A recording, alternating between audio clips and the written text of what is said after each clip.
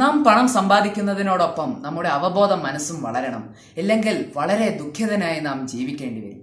ലോകം മുഴുവൻ വെട്ടിപ്പിടിച്ച് കീഴടക്കിയ അലക്സാണ്ടർ ദ ഗ്രേറ്റ് മരണാസന്ന നിലയിൽ കിടക്കുമ്പോൾ തന്റെ ശിഷ്യന്മാരോട് പറയുകയാണ്, ഞാൻ മരിച്ച് എന്റെ ശരീരം കൊണ്ടുപോകുമ്പോൾ എന്റെ 2 കൈകളും പുറത്തോട്ട് തൂക്കിയിടണം. എന്താണെന്ന് നിങ്ങൾക്കറിയുമോ?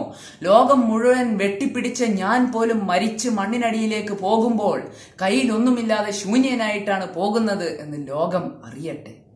ഒരു ചെറിയ കഥ ഞാൻ പറഞ്ഞു തരാം. ഒരു ധനികൻ, അദ്ദേഹം കുടുംബത്തോടെ അമേരിക്കയിലായിരുന്നു. അദ്ദേഹത്തിനും അദ്ദേഹത്തിന്റെ മക്കൾക്കും അമേരിക്കയിൽ നല്ല ജോലിയും നല്ല സമ്പത്തും ഉണ്ടായിരുന്നു. അദ്ദേഹത്തിന് നാട്ടിലാകട്ടെ അവിടെയും ധാരാളം സ്ഥലങ്ങളും സ്വത്തും സ്ഥാപനങ്ങളും എല്ലാം ഉണ്ടായിരുന്നു. അതെല്ലാം വെറുതെ കിടക്കുകയായിരുന്നു. അങ്ങനെ അദ്ദേഹം ഒരു ദിവസം വിചാരിച്ചു, ഇതെല്ലാം വിറ്റ് മറ്റാർക്കെങ്കിലും കൊടുക്കാം. പക്ഷേ അതെല്ലാം വിറ്റ് പണം കൊണ്ടുവരികയാണെങ്കിൽ അദ്ദേഹത്തിന് അമേരിക്കയിൽ പണത്തിന്റെ ആവശ്യമില്ല. അവിടെയും ധാരാളം സമ്പത്തും ബാങ്ക് ബാലൻസും അദ്ദേഹത്തിനുണ്ട്. ഒരു ദിവസം അദ്ദേഹത്തിന് ഹാർട്ട് അറ്റാക്ക് വന്ന് ഹോസ്പിറ്റലിലായി. വളരെ സീരിയസ് ആയി. അപ്പോൾ അദ്ദേഹം ചിന്തിക്കുകയാണ്, ഞാൻ സമ്പാദിച്ചു വെച്ചതെല്ലാം, എന്റെ സ്ഥാപനങ്ങളെല്ലാം ഇപ്പോൾ വെറുതെ നിൽക്കുകയാണ്. അതൊന്നും മരിച്ചു കഴിഞ്ഞാൽ എനിക്ക് കൊണ്ടുപോകുവാൻ കഴിയുകയില്ല. അതുകൊണ്ട് ഞാൻ അതെല്ലാം പാവപ്പെട്ടവർക്കും അനാഥർക്കും കൊടുക്കാൻ പോവുകയാണ്. പക്ഷേ ഭാഗ്യവശാൽ അദ്ദേഹത്തിന്റെ രോഗം മാറി. അദ്ദേഹം വീണ്ടും പഴയതുപോലെയായി ഹോസ്പിറ്റലിൽ നിന്ന് പുറത്തു വന്നു. അപ്പോൾ അദ്ദേഹത്തിന്റെ മനസ്സ് വീണ്ടും മാറി.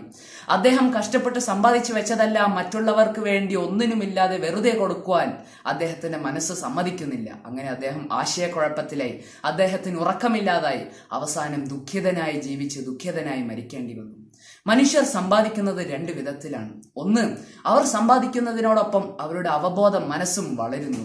ഇത്തരത്തിലുള്ള മനുഷ്യർ അവരുടെ കാര്യങ്ങൾ നേരിടുന്നതിനോടൊപ്പം മറ്റുള്ളവർക്കും സന്തോഷം പകരുന്നു, മറ്റുള്ളവരെയും സഹായിക്കുന്നു.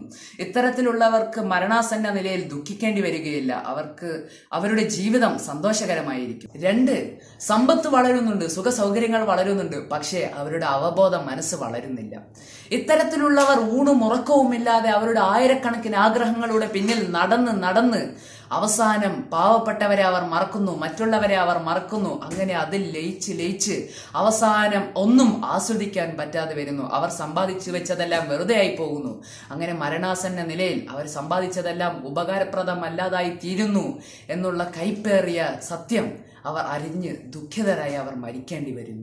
അതുകൊണ്ട് മനുഷ്യർ എന്ന നിലയ്ക്ക് നമ്മുടെ മുന്നിൽ 2 വഴികളാണുള്ളത്. ഒന്ന്, ഞാൻ കഷ്ടപ്പെട്ട് സമ്പാദിച്ചത് കാരണം മറ്റുള്ളവർക്കും സന്തോഷമുണ്ടായി, എന്റെ സമ്പാദ്യം അവർക്കും ഉപകാരപ്പെട്ടു എന്നുള്ള സന്തോഷത്തിൽ നല്ല രീതിയിൽ മരിക്കാം. 2, ഞാൻ സമ്പാദിച്ചു വെച്ചതെല്ലാം വെറുതെയായി, അത് ആർക്കും ഉപകാരപ്പെട്ടില്ല എന്നുള്ള ദുഃഖത്തിൽ മരിക്കാം. ഇതിൽ ഏത് വഴി വേണമെങ്കിലും നമുക്ക് തിരഞ്ഞെടുക്കാം. അത് നിങ്ങളുടെ ഇഷ്ടമാണ് എന്ന് പറഞ്ഞുകൊണ്ട് ഞാൻ എന്റെ വാക്കുകൾ ചുരുക്കുന്നു.